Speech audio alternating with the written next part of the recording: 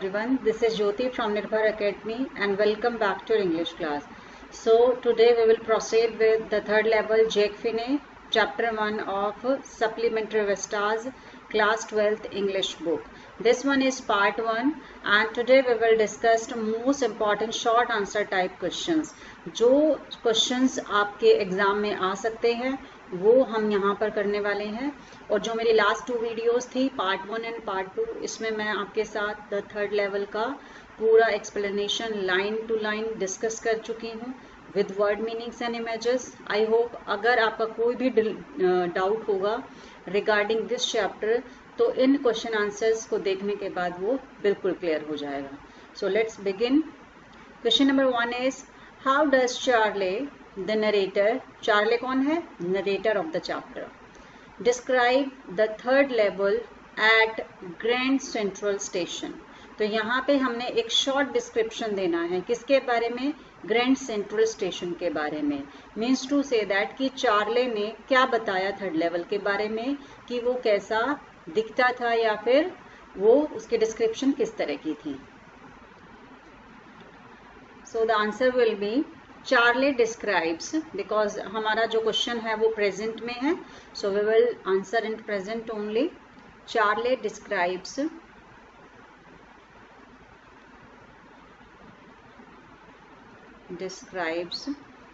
the third level with the third level with realistic touch, with a realistic touch. उसमें reality show होती है, कुछ ऐसा उन्होंने उसको एक्सप्लेन किया। ही सेज दैट, क्या कहते हैं वो? He says that there were fewer ticket windows, क्योंकि पहले टाइम में टिकट विंडोज इतने नहीं होते थे स्टेशन पे, सो वहां पर भी जो टिकट विंडोज थे वो बहुत कम थे। The rooms were smaller,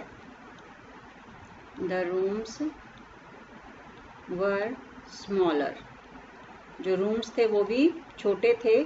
the train had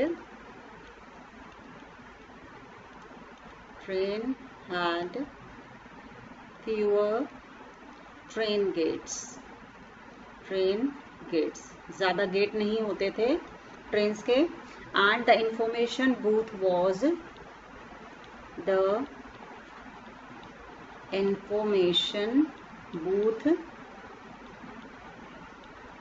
was in the center, बिल्कुल सेंटर में था इंफॉर्मेशन बूथ। एंड किसका बना हुआ था? It was made up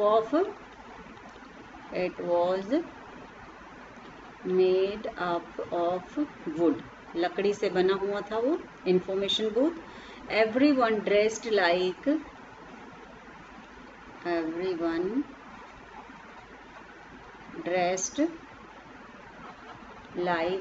1890s के अकॉर्डिंग सबकी जो ड्रेसिंग सेंस थी, मैन और जो वहाँ पे जो मेन थे, जो बहुत सारे मेल पर्सन्स थे, उनकी बहुत सारी दाढ़ियाँ उन्होंने रखी हुई थी, मतलब डिफरेंट वेराइटीज की। मैन हैड बेयर्ड्स, साइड विस्कर्स, जो मैंने चैप्टर में आपसे डिस्कस भी किया था, विस्कर्स एंड फैंसी मुस्टेच। उस टाइम के अंदर लोगों को फैंसी मुस्टेच, बियर्ड्स रखने का बहुत शौक था, तो ये सब चीज़ें वो वहाँ पर एक्सप्लेन करते हैं जिन भी लोगों को उन्होंने वहाँ पर देखा। Side whiskers and fancy moustaches. So अब उस ग्रैंड सेंट्रल स्टेशन को एक रियलिस्टिक टच देने के लिए उन्होंने ऐसा पूरा एक्सप्लेनेशन दिया कि सबको लगे कि सच में थर्ड लेवल जो है वो एग्जिस्ट करता है। Question number 2 is What did Charlie learn about Sam from the stamp and coin store? जहाँ पर जाकर के चार्ले ने एक्सचेंज करवाई थी अपनी करेंसी, मॉडर्न करेंसी, किसमें? ओल्ड करेंसी के अंदर। तो वहां जाकर के उस स्टोर से चार्ले को सैम के बारे में क्या इंफॉर्मेशन मिलती है. So he got the information that he learned that उसे पता चला, क्या पता चला? Sam had bot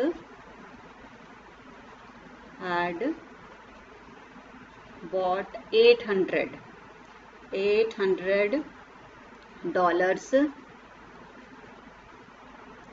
worth of old currency.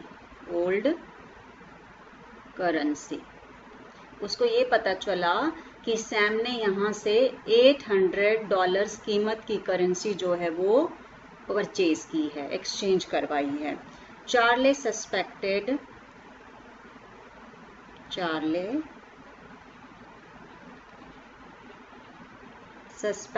That, Charlie को पूरा शक हो गया था इस बात का, क्या? Sam had set up a little hay क्या होता है? Dry grass. ठीक है. फीड, जो एनिमल्स का फूड होता है उसे फीड बोला जाता है. And grain business, and grain means like wheat, rice, corn, all these grains. And grain business which he liked so much. क्योंकि उसने जब चार्ले के साथ डिस्कशन करता था तो वो बताता था कि उसको इस तरह का काम करना बहुत पसंद था. सो as he was a psychiatrist,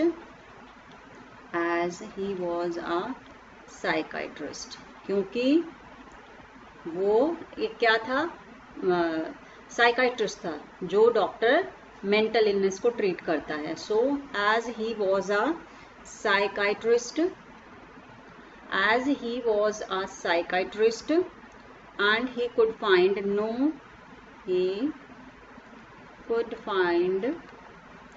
no scope for his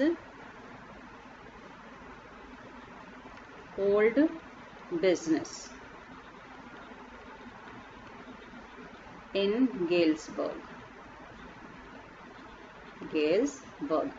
क्योंकि वो एक साइकाइट्रिस्ट था और इस तरह के बिजनेस का कोई स्कोप नहीं था 19th सेंचुरी में, क्योंकि उस टाइम के अंदर लोगों को कोई परेशानियां नहीं थी और उन्हें किसी भी मेंटल ट्रीटमेंट की ज़रूरत नहीं थी.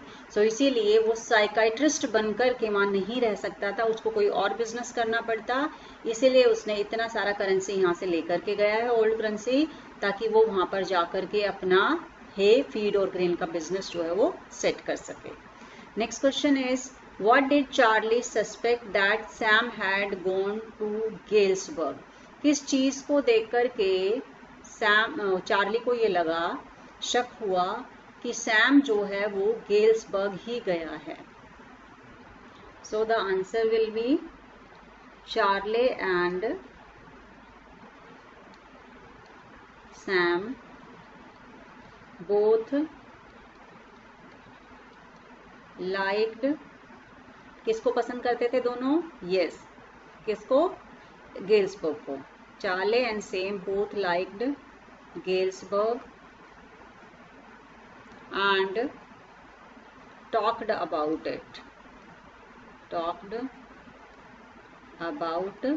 इट, उसके बारे में बातें करते थे. सैम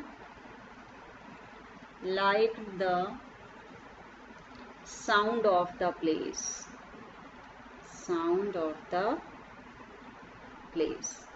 उसको उसके बारे में सुनना, वहाँ की आवाज़ों के बारे में बात करना, कि लोग किस तरह से बैठते थे, एंजॉय करते थे, ये सब उसको सुनना बहुत अच्छा लगता था.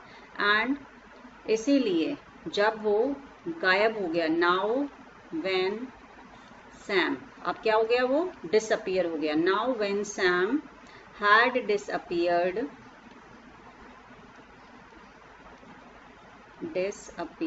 अब वो जब वो गायब हो चुका है, सो चार्ले सस्पेक्टेड,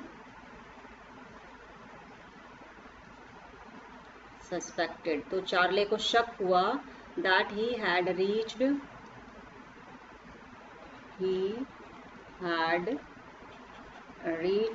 गेल्सबर्ग, कि वो पक्का कहाँ पहुंच चुका था, गेल्सबर्ग पहुंच चुका था।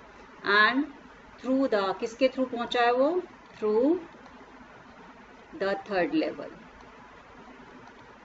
थ्रू द थर्ड लेवल, क्योंकि जब उसका कुछ अता पता ही नहीं है कि वो कहाँ चला गया है तो उसको पूरा शक हो गया कि वो थर्ड लेवल के थ्रू कहाँ गया है, गेल्सबर्ग गया है, through the third level Subway. And had set up a little, वही जो अभी हमने लास्ट क्वेश्चन में भी, प्रीवियस क्वेश्चन में जो हमने अभी अभी डिस्कस किया है, had set up a little feed hay and grain business, क्योंकि उसको यही काम करना पसंद था। And he often talked about it, और इसलिए उसको पूरा शक हो गया कि उसने जो वर्ल्ड करेंसी ली है उसको लेकर के वो वहाँ गया है और वहाँ जाकर के वो ये बिजनेस करेगा। Question number 4 is what did the narrator come across in his stamp collection, वो जो उनकी हॉबी थी स्टैम्प कलेक्शन करने की, अचानक से एक दिन उनको उसमें क्या मिला, व्हाई वाज हिज सरप्राइज, और उसको देख करके वो सरप्राइज क्यों हुए। द नरेटर फाउंड, नरेटर कौन है, Charley, the narrator found an envelope, एक एनवेलप उनको मिलता है, अमंग हिज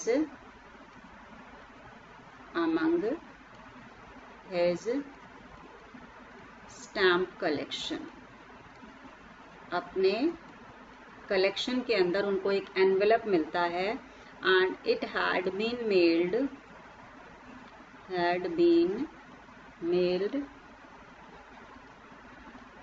किसको मेल्ड किया गया था, टू हिज ग्रैंडफादर,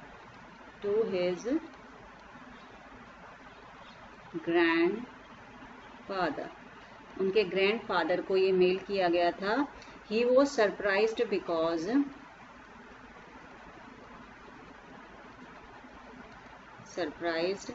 वो हैरान क्यों रह जाते हैं, बिकॉज द पोस्ट मार्क, क्योंकि जो उस पर स्टैंप लगी हुई थी उस पर कौन सी डेट शो हो रही थी, जुलाई 1894, ये डेट जो है वो उस पर शो हो रही थी, उस एनवेलप पे जो स्टैंप लगी हुई थी। The paper inside the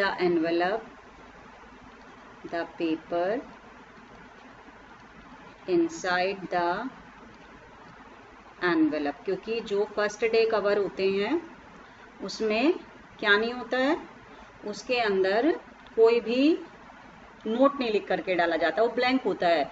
but इसके अंदर क्या था, the paper inside the envelope bore a note from Sam, लेकिन उसके अंदर एनवेलप के अंदर एक पेपर के अंदर कुछ लिखा हुआ था, and it was a note from Sam, किसकी तरफ से था, सैम की तरफ से था। इट सेड दैट, और उसमें क्या लिखा था, it said that he had found the third level, कि उसको थर्ड लेवल मिल चुका है, third level, and had reached Galesburg,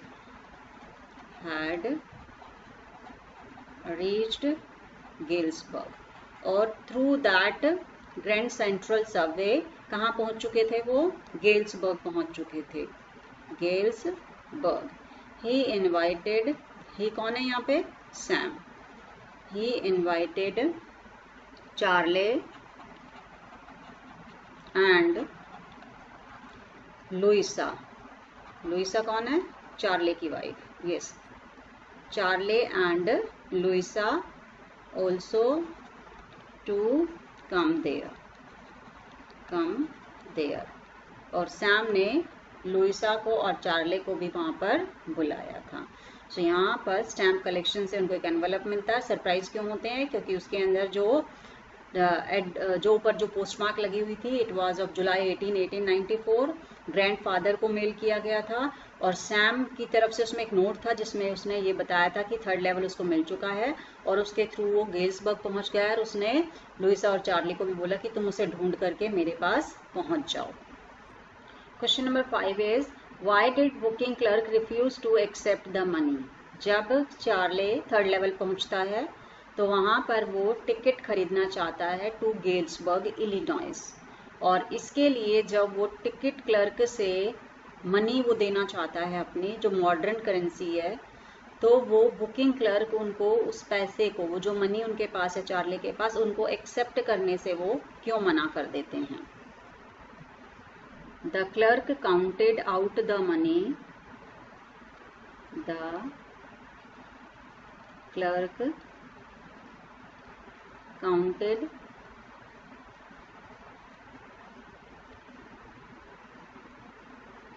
the clerk counted out the money, पैसे को उसने काउंट करके बताया कि अगर आपको 2 टिकट्स लेनी है, चार्ली को 2 टिकट लेनी थी, एक अपने लिए और एक अपनी वाइफ के लिए, तो उन्होंने पूरा टोटल करके बताया कि कितना उनका अमाउंट होगा। बट व्हेन ही लुक्ड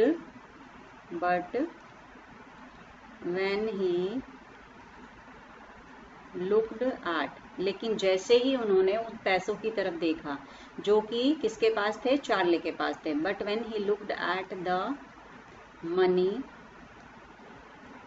उन पैसों की तरफ देखा जो चार्ली के पास थे, इन द नरेटर्स हैंड, उसके हाथ में जो पैसे थे उनकी तरफ उन्होंने देखा। He refuse to accept them, he refused to accept them, वो उनको एक्सेप्ट करने से मना कर देते हैं। they accepted only,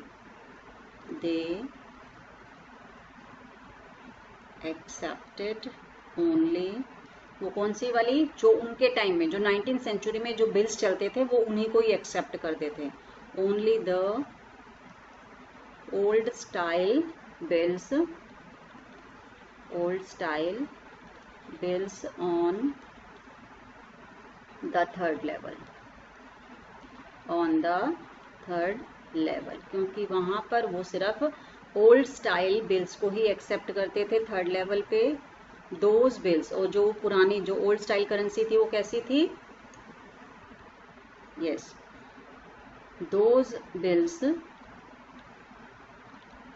looked much bigger, वो जो बिल्स थे, वो जो ओल्ड करेंसी थी, वो मॉडर्न टाइम की करेंसी के कंपैरिजन में थोड़ी सी बड़ी थी। Those bills looked much bigger and different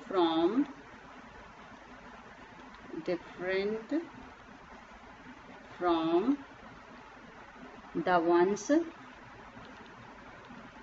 that the writer had, means to say that कि उसके पास, जो चार्ली के पास जो पैसे थे, जो करेंसी थी, वो उनके कंपैरिजन में 19th सेंचुरी की जो बिल्स थे वो ज़्यादा बड़े थे और बिल्कुल अलग थे। दे वर द वंस, और क्या थे वो, they were the ones used in 1894, वो करेंसी थी जो कि 1994 के अंदर यूज होती थी। Now next question is, do you think the third level was a medium of escape for Charlie, why, क्या आपको भी लगता है कि चार्ली जो है इनसिक्योरिटी, वॉर, वरी, इन सब चीज़ों से बचना चाहता था, तो सिर्फ उसने थर्ड लेवल को एक मीडियम ऑफ एस्केप ही बना लिया था। आप इस बात से अगर एग्री करते हैं तो उसका रीज़न क्या था। Yes, the third level was, yes, the third level was a medium of escape for Charlie, Charlie के लिए सिर्फ एक जो मॉडर्न वर्ल्ड है, जो कि बहुत ही ज़्यादा फियर वाला है, इनसिक्योर है, इन सब चीज़ों से वो बचना चाहता था, इसीलिए वो थर्ड लेवल को ढूंढता है और वहाँ पे पहुँच भी जाता है। एंड ये सब चीज़ें क्या हैं, उसका सिर्फ एक फैंटेसी है, उसकी फिगमेंट ऑफ इमेजिनेशन है, नथिंग एल्स। तो यहाँ पर जो थर्ड लेवल है वो उसके लिए was a medium of escape for Charlie है। His visit to the third level उनका थर्ड लेवल पे जाना इज ऑल अ फैंटेसी, उनकी क्या है, सिर्फ इमेजिनेशन है, फैंटेसी है। ही टेक्स इट फॉर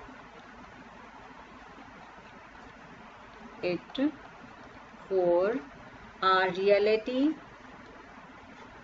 वो ये समझते हैं कि वो सच में थर्ड लेवल पे गए हैं, गेल्सबर्ग, जहां पर चीज़ें बहुत अच्छी होती थी 19th सेंचुरी में। So he takes it for reality, वो इसे एक रियलिटी समझते हैं, बट इज नेवर अगेन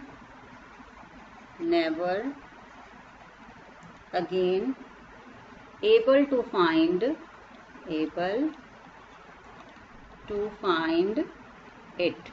दोबारा ओल्ड करेंसी उन्होंने ले ली है, लेकिन he was never able to find it again, वो दोबारा उनको नहीं मिल पाता है।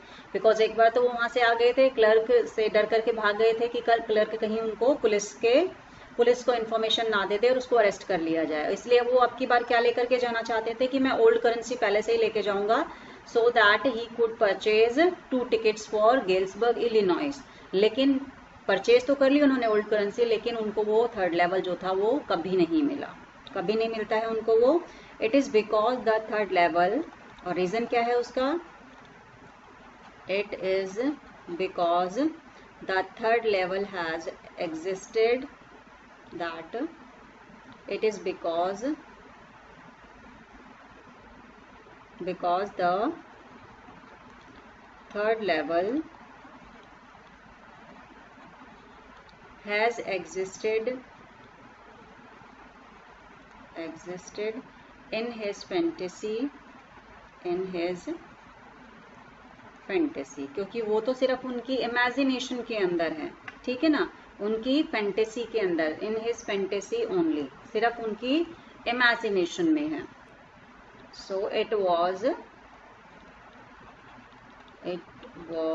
Nothing but a medium of escape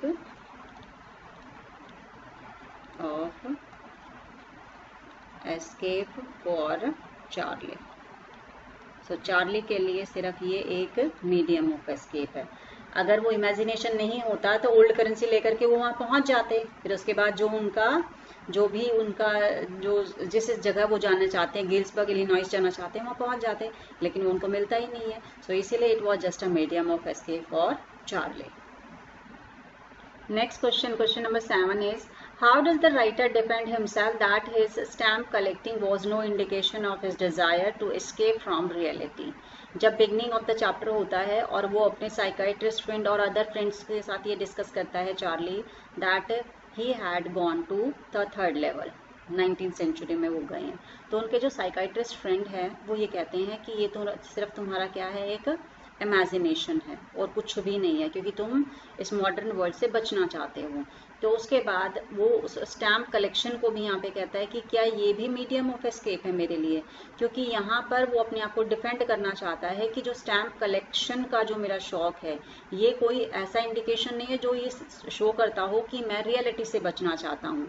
तो अपने आप को डिफेंड करने के लिए वो यहाँ पे क्या बताते हैं, जिससे ये लगे कि स्टैम्प कलेक्शन का जो उनका शौक है वो कोई ऐसा नहीं है कि उनको रियलिटी से बचना है और इसीलिए वो उसमें बिजी रहना चाहते हैं।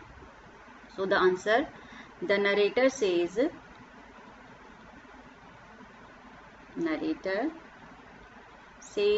That his collection of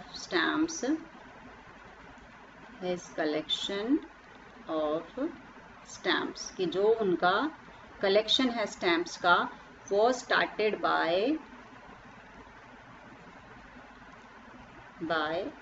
his grandfather. किसने? उनके ग्रैंडफादर ने इसको स्टार्ट किया था। इन दोज डेज, और जिन दिनों में उन्होंने इसको स्टार्ट किया था उन दिनों में ग्रैंडफादर जब 19th सेंचुरी में थे तो उन दिनों में चीज़ें बहुत अच्छी होती थी। In those days life was quite peaceful, quite peaceful. Life जो थी वो पीसफुल थी, बहुत अच्छी थी, किसी तरह का कोई वरीड नहीं थी, कोई इनसिक्योरिटी नहीं थी। There was no need, there was no need, कोई ज़रूरत नहीं थी for any refuge, for any refuge, कि उनको भागना पड़े रियलिटी से। So there was no need for any refuge from reality, क्योंकि इंसान भागता कब है, जब उसको परेशानियां होती हैं, लेकिन ग्रैंडफादर को ऐसी कोई भी प्रॉब्लम नहीं थी। So thus his own stamp collection was, तो इसलिए वो कहते हैं thus his own stamp collection was no indication, no indication of any desire to escape from reality। तो इसीलिए वो कहते हैं कि मेरा कोई स्टैम्प कलेक्शन का जो शौक है वो इसीलिए नहीं है कि मैं रियलिटी से बचना चाहता हूँ, और अपने आप को डिफेंड करने के लिए वो ग्रैंडफादर का एग्जाम्पल देते हैं।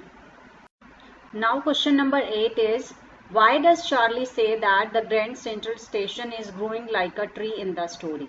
यहाँ पर ग्रैंड सेंट्रल स्टेशन का कंपैरिजन ट्री के साथ चार्ले करता है और वो कहता है कि ये एक ट्री की तरह ग्रो कर रहा है जिसके डिफरेंट डिफरेंट जो होती हैं ब्रांचेस होती हैं। तो ऐसे ही जब भी वो ग्रैंड सेंट्रल स्टेशन के सेकंड लेवल पे आता है तो उसको डिफरेंट डिफरेंट क्या मिलते हैं, वहाँ पे रास्ते मिल जाते हैं, और वो कहीं जाना कहीं चाहता है और पहुंच कहीं जाता है।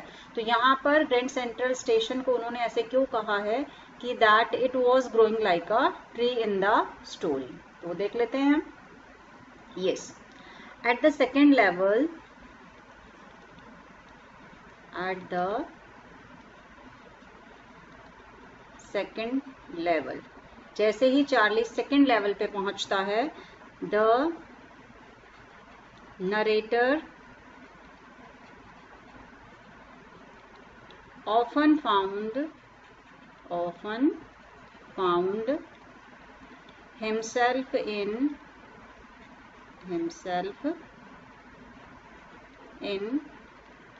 new corridors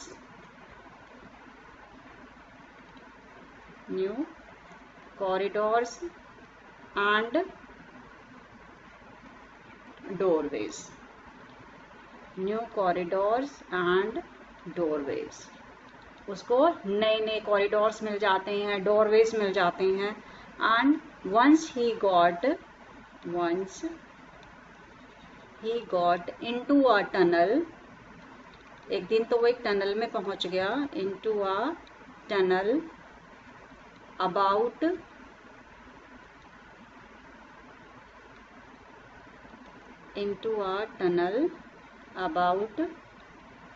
a mile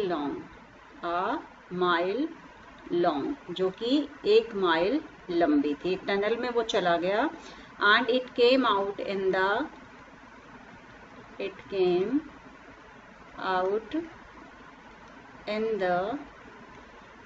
lobby of a hotel,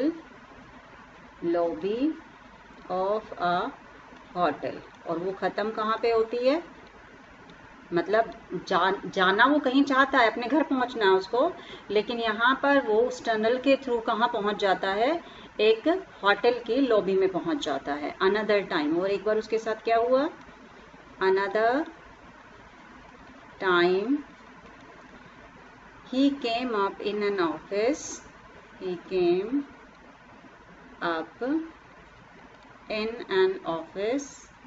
एक ऑफिस में पहुंच जाता है, ऑफिस बिल्डिंग थी, in an office building 3 blocks away. Chapter में भी हमने डिस्कस किया था इसको, 3 blocks away. तो वो वहाँ पे डिफरेंट डायरेक्शंस में किसके थ्रू पहुंच रहा है, सेकंड लेवल के through, because grand Central station का जो सबवे है वहाँ पर सिर्फ 2 ही लेवल्स हैं, और जैसे ही वो सेकंड लेवल की तरफ जाता है तो उसको डिफरेंट कॉरिडोर्स और डोरवेज मिल जाते हैं, और वो कभी एक होटल के लॉबी में पहुंच रहा है, कभी एक ऑफिस बिल्डिंग में पहुंच रहा है. So he began to think, और इसीलिए उसने सोचना शुरू किया, he began to think that the Grand Central Station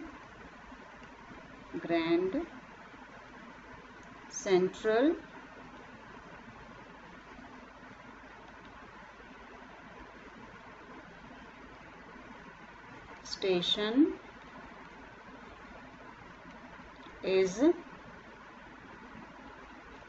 growing like a